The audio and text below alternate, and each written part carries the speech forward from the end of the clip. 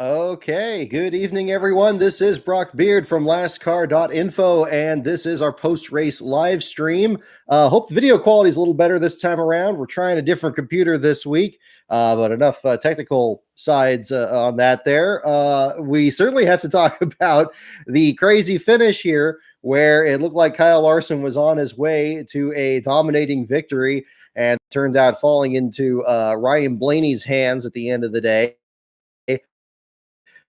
The title of the video here, it seems to be the constant trend that you could talk about between all three of the races this weekend, is there was some form of agitation in one way or another, depending on if you were picking a certain driver for the win or just some bad luck that came around. Whether we talk about potential team orders in the Truck Series race at Kyle Busch Motorsports, the pit road incident between Noah Gragson and Daniel Hemrick in the Saturday second race of the doubleheader, and then, of course, today, faced after a dominant victory, seemed to be in his hands, his second victory of the year, ends up being Ryan Blaney's, and continuing the streak of 6 different winners to start the Cup Series season, heading into the very unpredictable dirt track race at Bristol. So a lot to certainly talk about there. Yeah,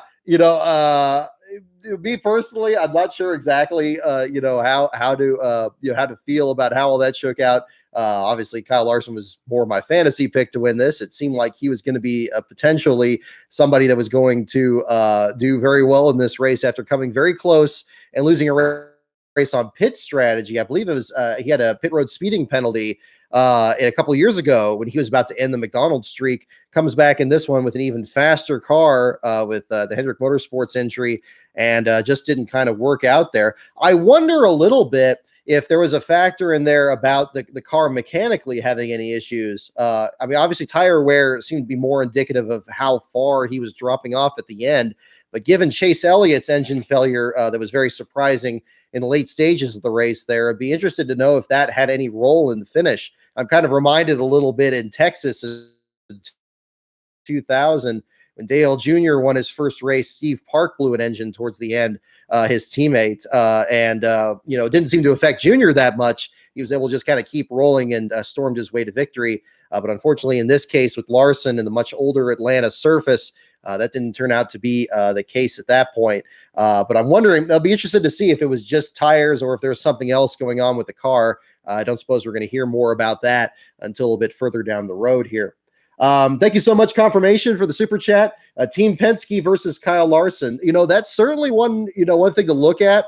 I think it was Pockrass that was posting the conversations that Larson was having towards the end of the race, that he was upset at Joey Logano out there. I seem to remember last year, Chase Elliott got held up at Homestead by Joey Logano and handing the victory to Denny Hamlin. Wouldn't be unusual to have a situation there. I think in this case, it seemed that Logano was far enough ahead that I don't know how much of a factor he was having in Kyle Larson's ability to get around the track as quickly as he could. It's hard for me to tell as somebody as an outsider here. I'd be very interested to hear the driver's perspective here of how much turbulence is coming off a car running that far ahead. Obviously, he was just trying to get him lapped there at the very end of the race just to kind of keep going. And I think Logano did end up actually being the last car on the lead, first car one lap down at the finish. Yeah, I'd be interested to see how that all shook out. Definitely in this one, unlike the Homestead situation, you do have the potential of these two teammates playing a role, Ryan Blaney and Joey Logano being teammates. But I'm not sure about how much of an effect that had, because it seemed like Blaney was catching him well before they even caught the 22. He just, and in his post-race interview here, it seemed to indicate that he had a great long-run car. Certainly was proven to be the case there at the end of this, whether it was tire wear or anything else. Just a great showdown at the end. I mean, it certainly would have been great if it was a bit of a closer finish there, but given the nature of Larson's dominance for so much of the race, and once again, coming short of winning both stages and the final round. I think, what was it, the third or fourth time that's happened in his career? Very unusual circumstances for him, especially being, how dominant he was, or just unusual rather that he isn't able to close the victory off. Other times he gets up front there like he did in Las Vegas, and it's very hard to get it out of his grips there, but that was certainly not the case this time around. But yeah, really interesting way that all of that played out at the end of it. But I have to say, though, on it from an underdog perspective, we'll talk about the last place battle because that one turned out to be pretty one-sided as well. Absolute heartbreaker for Daniel Suarez. I think he and the Team Trackhouse effort had their best run really of all year. Probably ever since the duels. They seem to really be on the edge of getting a good run there. Unfortunately, were collected in the big wreck, and the 500 didn't get a chance to show what speed they had. But in this one here, I mean, being able to, come back from being a lap down and then work their way into the top 10, then as high, I believe, as the 6th spot in the final few laps, gets caught with the speeding penalty, mentioning that with Larson. In Atlanta, I'm sure has a particularly treacherous pit road in that sense, and it caught them up there, ends up dropping back into the 17th spot. He and Bubba Wallace actually had a really good battle for the lucky dog before Logano got lapped at the end there. If we had a caution at the end, it would have been interesting to see how that would have shaken out. I think we would have had to actually go to the photo finish cameras to determine exactly what who was going to be ahead of who at that point. But still, I think if they have a good run like this, first of all, you got another Atlanta race coming up in July. So that'll be something to see. I didn't realize that Suarez had a top 10 at Atlanta before a couple years ago with Stewart Haas. So maybe not as entirely surprising versus some other drivers and teams out there. But I think Suarez is going to be one to watch again in these next few races. We've talked about him having a pretty good battle with the 2311 team, for example, with Bubba Wallace, even at Phoenix last week when Wallace was having his own best run really this year since Daytona.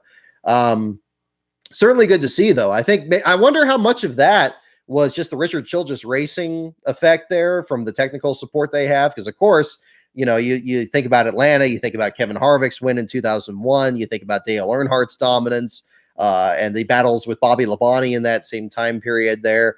Labonte, of course, with Gibbs, but Earnhardt trying to hold him off and literally doing so in 2000. It's a different story there, but maybe there's still some notes that they were able to share on the 99 team or they hit on something there. Very good run there. Good to see them get a lot of exposure out there and still having some of the, I think, quite frankly, some of the best looking paint schemes out there as well. We talked about Kevin Harvick. He actually came back from valve stem getting knocked off of his tire, getting in the 10th spot there at the very end of it. Great run for him. Chris Buescher following up his great run at Homestead with a 7th place finish. Some of the other competitors, Alex Bowman bouncing back from his late race pit miscue, I believe at Las Vegas, where he almost got hit by Anthony Alfredo. Bowman getting a 3rd place finish there. I believe that's got to be his season best, if not right in the mix there. Great runs throughout the field there. Matt DiBenedetto looked like he was going to be on his way to a top 5 finish, if not maybe something more. The search for the 100th win at the Wood Brothers will continue into the dirt race next week as DiBenedetto ends up in the 11th spot. Ricky Stenhouse Jr. quietly staying in the top 16 in points. I believe this should keep him in there with a 12th place finish there. We mentioned Bubba Wallace and Daniel Suarez having their great battle there. Michael McDowell still staying in the top 20. Not as good as the top 10 runs they were having to begin the year, but still not that far off either. Not losing a lap until very late in the stages there with the FR8 auctions machine.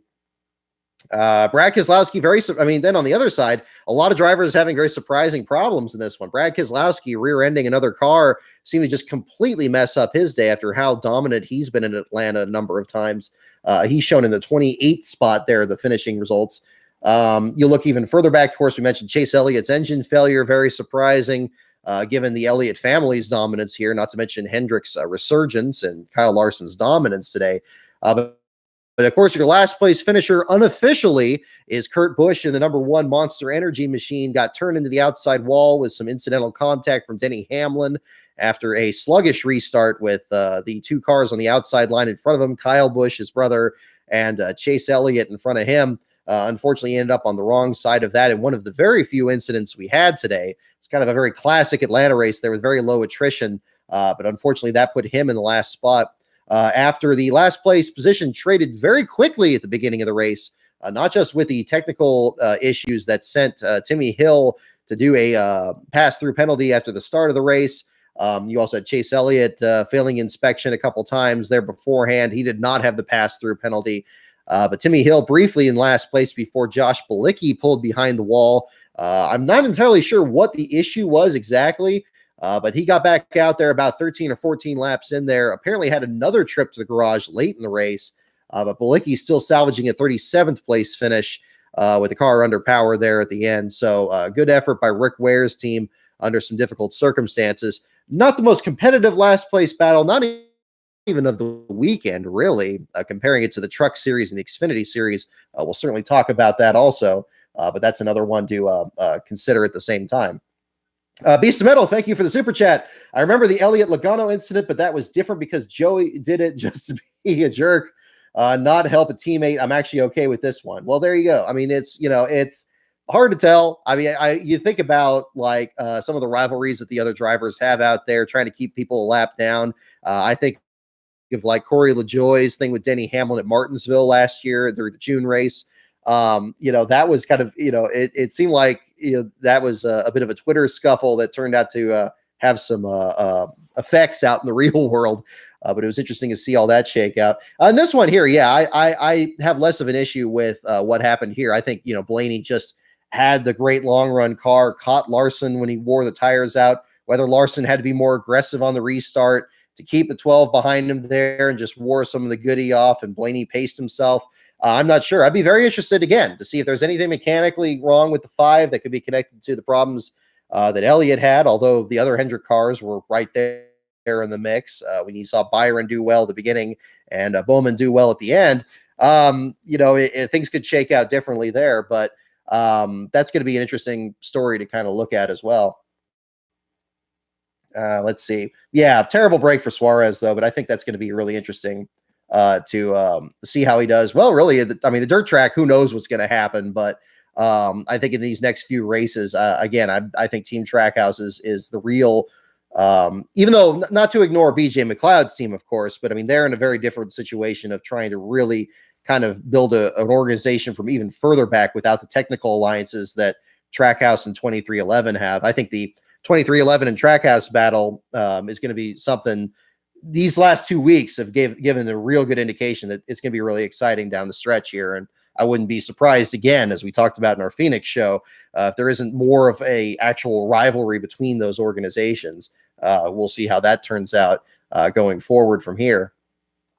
Have to talk about the pit road incident at the same time there with Anthony Alfredo and Arc Almirola, the AA incident there, I guess, that happened towards the end. Very glad that it looks like nobody was involved or nobody was injured in that incident. It very easily could have been something more serious, and that's, of course, something that kind of leads us into a little bit of the Saturday afternoon race that we'll certainly talk about as well. Unfortunate situation there, but luckily with the pit road speeding penalties I mentioned on Twitter, and of course, older fans, people my age and all that, I mean, they don't need to be reminded of what happened in 1990 with Mike Rich and the pit crew incident there, which was between, what was it? It was Ricky Rudd and one of the other crews there, I believe Bill Elliott's crew in that one. A very similar situation with a car switching ends and cars running into each other, really treacherous. It's hard to imagine pit road without speed limits rather, and speeding penalties. But back in the day, you used to have people just swing right down pit road when the caution comes out, and it could be really treacherous out there. And not to say these guys don't already put their lives in their own hands. Obviously today's race is a perfect example of that, and also the very scary incident we had at Indianapolis last summer with the incident with Justin Allgaier, Brennan Poole, and some of the other crew members there at the same time. Certainly good to see, at least from the reports that I'm seeing here, nothing more than just a very close call there. But, hopefully that's something we see less of going forward on that same blush at the same time there. Let's see.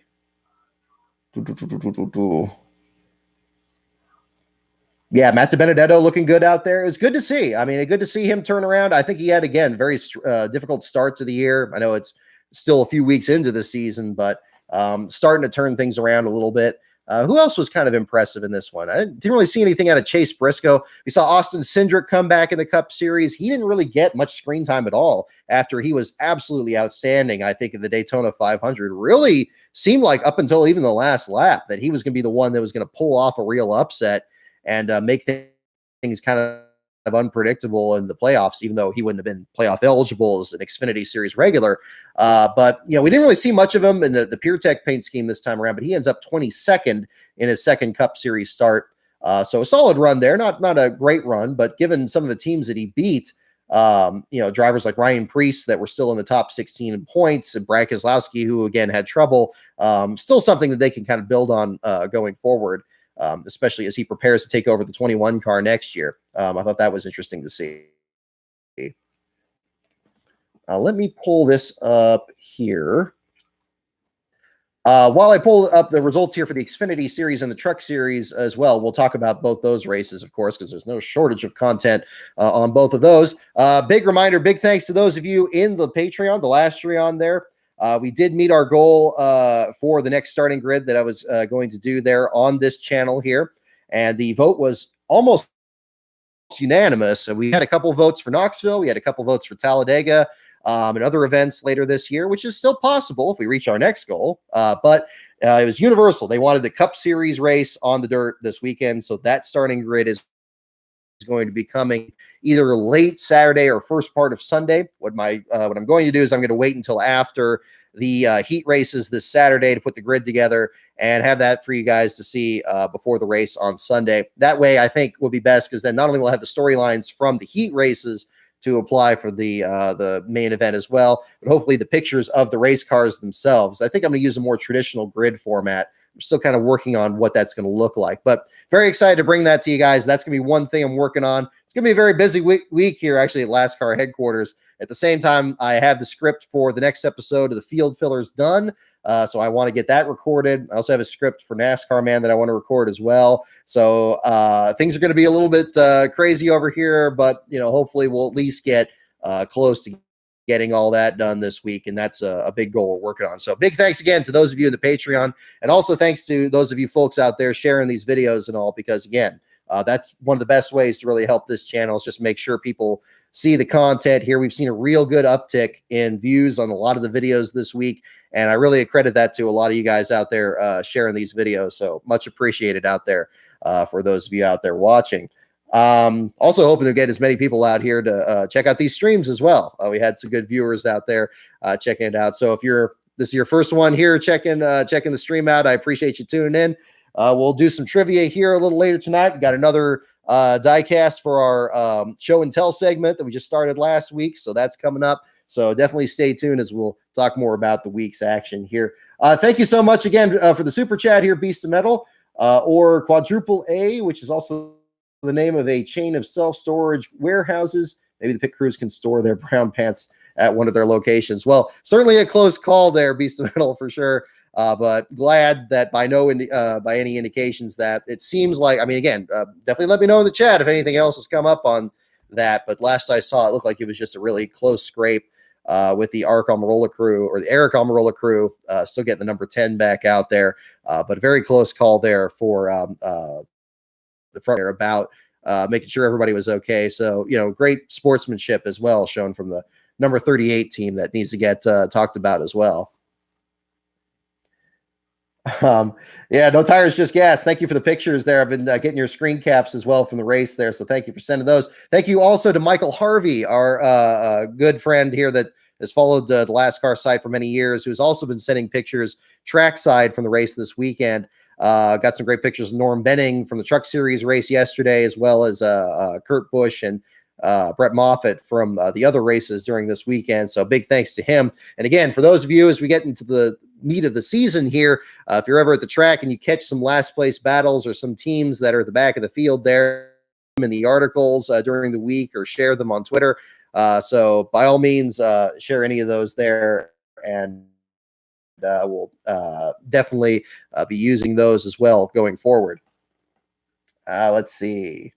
So let's go into the Xfinity Series race. Let's see. Should we do trucks or Xfinity? We'll probably do. Maybe we'll do trucks first, and because I guess we'll do it chronologically here from back at the beginning. So Kyle Busch, your winner from the Truck Series race, but for the second time in as many Truck Series races, not without a bit of controversy. Now, much like eyebrows that at the end of both those stages, when Kyle seemed to very clearly have the stage and pulling to the high side and letting John Hunter Nemechek, driving one of the other KBM trucks that is going for the championship, letting him go by and get the stage points there. Now, either is this a situation where, like Ryan Blaney, he is able to pull up there and actually just pull off the end of pull off the win in these stages. Well, that would be one situation. Although the way that it was being broadcast by the FS1 crew seemed to indicate a little bit something else. They seemed very, very unsure if this amounted to manipulation of the race outcome or team body of any Vegas one where it's really this particular situation.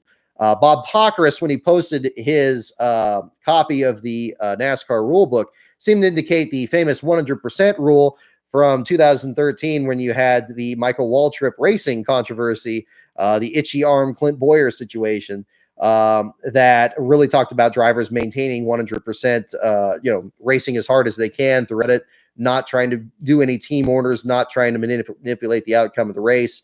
And of course, that wasn't just Michael Waltrip racing. You had an issue with other teams further back in the field for similar reasons.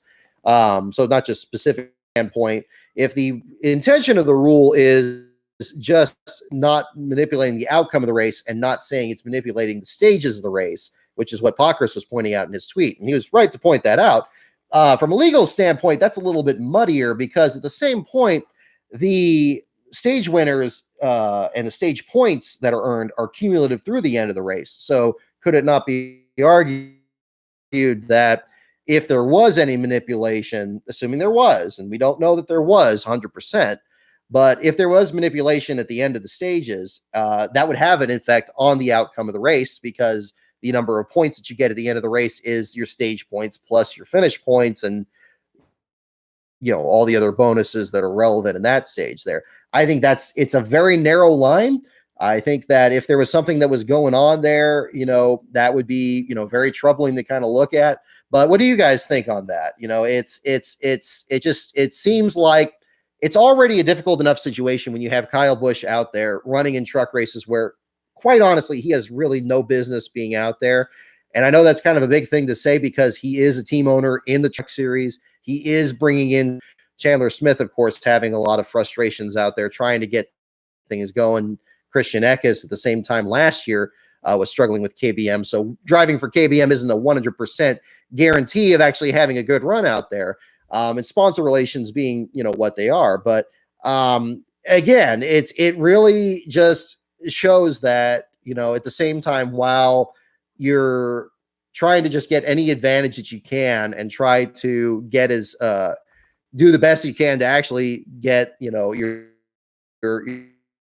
competitor out there and take advantage of every of a point where NASCAR needs to take more of a stand here. And if there was any, kind of manipulation in this outcome, it needs to be treated a little bit more seriously.